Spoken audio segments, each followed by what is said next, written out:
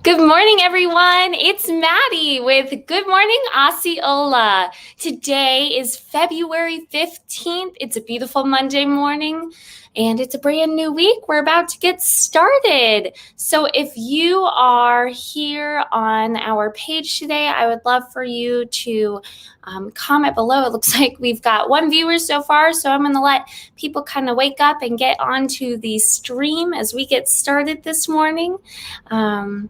I am so excited to be here again. I am filling in for the wonderful Morgan Boykin, and I am excited to be covering Good Morning Osceola for the week.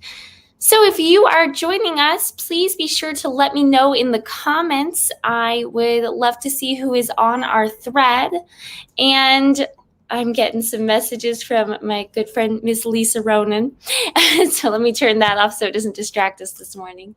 And I want to be sure that if you are a first-time viewer, you know that this is usually a show hosted by Morgan Boykin for every day, Monday through Friday at 7 a.m. with all the up-to-date information of everything happening in and around our beautiful Osceola County. If you are a first-time viewer, let me know. Just put it in the comments below. Good morning, Inez. Thank you for joining us. All right, guys, let's officially get started.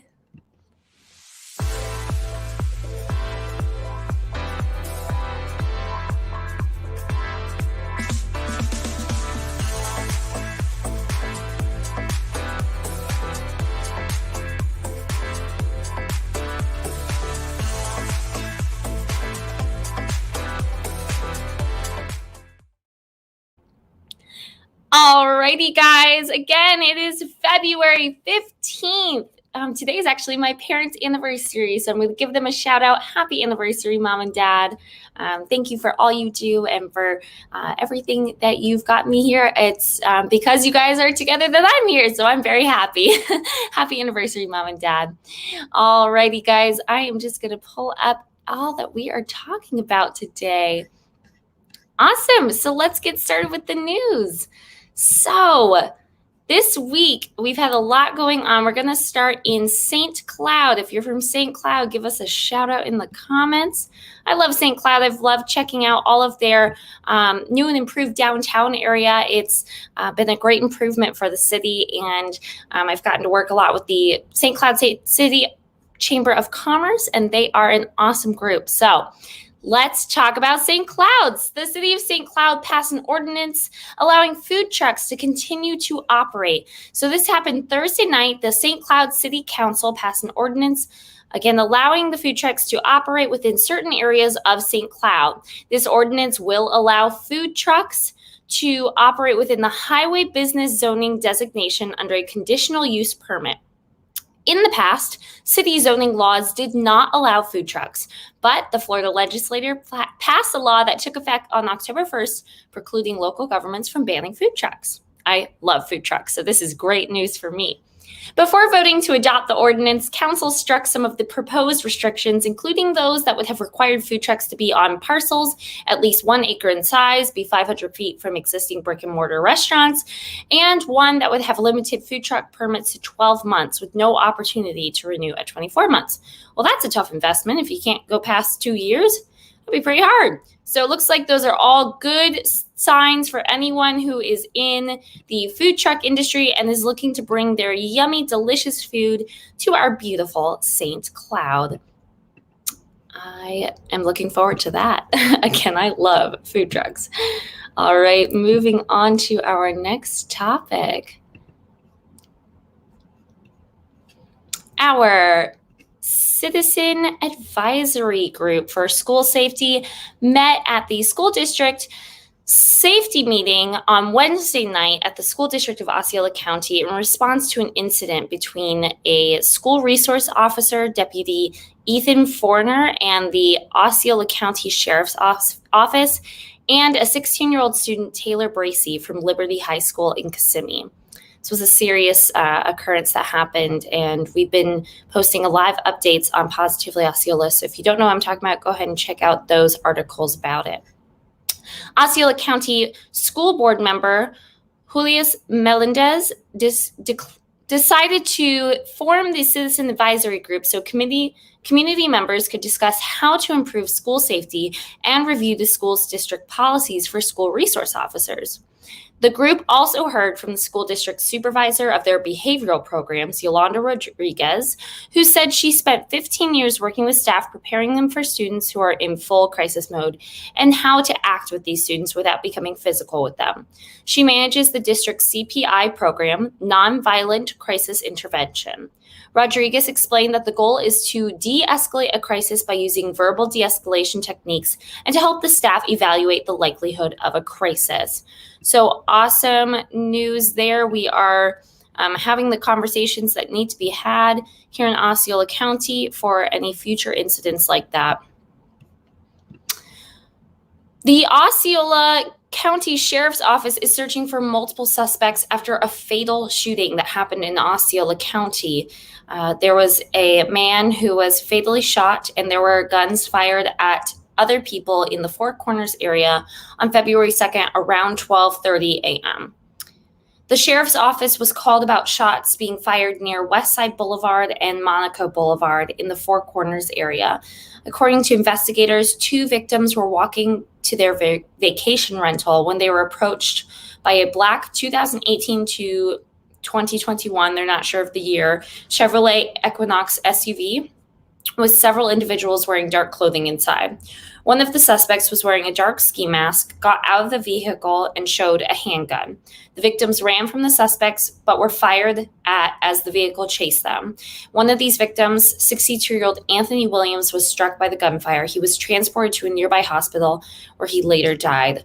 All of us at Positively Osceola want to share our condolences for the family and hope that they can find some peace in such a difficult time. The sheriff's office is asking anyone with information about this incident to contact the Osceola County Sheriff's Office at 407-348-2222. You can also contact Crime Line at 800-423-TIPS 8477 or crimeline.org to remain anonymous. And if the tip leads to an arrest of the suspects, you may be eligible for a reward up to $5,000. Again, such a serious thing that happened in the Four Corners area, and such sad news for that family. And I hope they find some peace after all of that. All right, let's go on to some news about Kissimmee. The city of Kissimmee received a quiet zone designation after making safety improvements in February of 2021, this month, which will allow for trains passing through downtown Kissimmee between Donegan Avenue and Clay Street to not blow their horn during regular operation. The quiet zone designation means trains will not sound horns, but may still do so for any emergency or other safety reasons. Crossings within the quiet zone were through safety enhancements, and some of the updates includes median, signage, and striping improvements.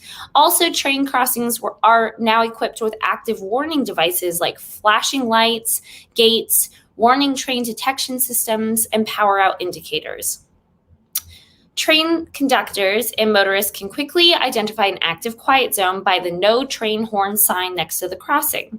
Motorists and pedestrians must continue to follow safety guidelines, such as not stopping on tracks, staying behind the white line if traffic is stopped in front of your vehicle, and making sure the vehicle can clear tracks entirely before crossings.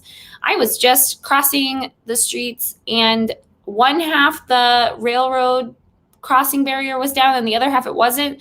So I made sure to slow, stop, check before I went across the tracks. And you never want to park yourself over tracks. I've seen so many people in Central Florida do that. When you're waiting at a light, you never know when that train's going to come and you're going to be sandwiched in between 2 other cars. So always be thinking by trains, always check. The trains will not stop moving. We are in their way if we are on their tracks. So, all right, moving on. If you have been out at the Osceola County Fair this weekend, we have just been having a blast. It's been a crazy, busy weekend. I have been there so far every day. I'm taking the break for today because I've got, it just has been so much fun out there. We have been doing all the agriculture shows. I've been meeting lots of kids who have been showing their animals and, of course, been eating a lot of fair food. It's been awesome. But here is the 2021 Goat and Hog Show results. So for Goat Showmanship Senior, in first place, we had Macy Puckett. In second place, Madison Boyles. In third place, Lacey Puckett. For the Goat Showmanship Intermediate group, we had first place for Braden Bresnit Nyes. In second, Starlight Argolander. In third place, Braden Leonard. I apologize if I'm mispronouncing anyone's names. In Goat Showmanship Junior, first place went to Amy Barnes. Second place went to Samantha Jordan. And third place went to Ivy Roosh.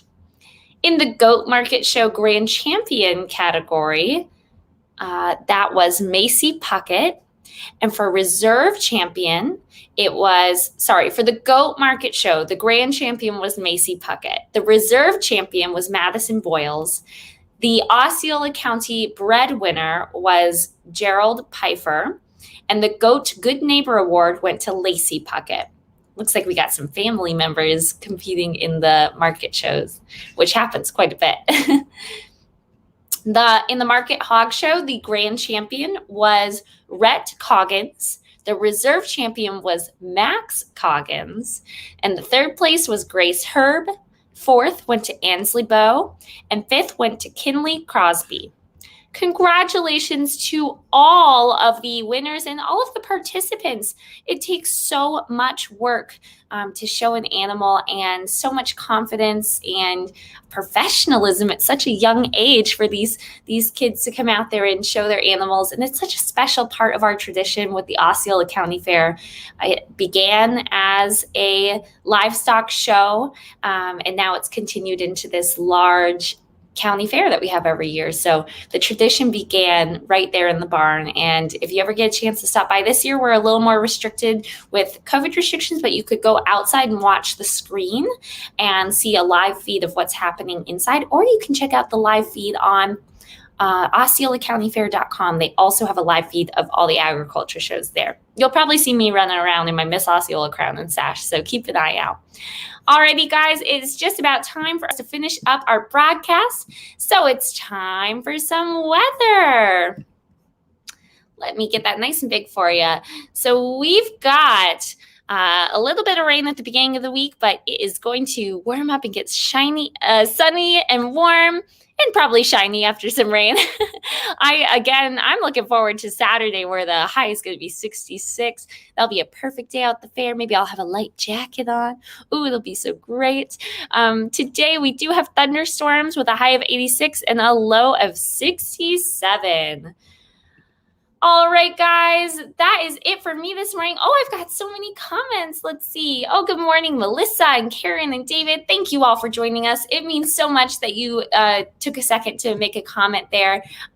It just adds a little bit of extra happiness to my morning. So thank you so much. All right, guys, that's it for Good Morning Osceola. Be sure to keep up with us on Facebook, Instagram, Twitter, and our website, positivelyosceola.com. We are constantly posting all the things you need to know for upcoming events in Osceola County and important things that are happening. And we get to talk to some really great people. So check out our interviews there. You'll see me, Anna, Cameron, Cole, Keith. We're all out and about. We're just chatting it up with everyone. So it's a great team and an awesome Facebook page to keep up with. So definitely be sure to give us a follow, which you probably are if you're watching this morning. All right, guys, I'm Madi with Positively Osceola, where we are making a positive difference in and around Osceola County. Have a wonderful Monday, and I will see you tomorrow. Bye, everyone.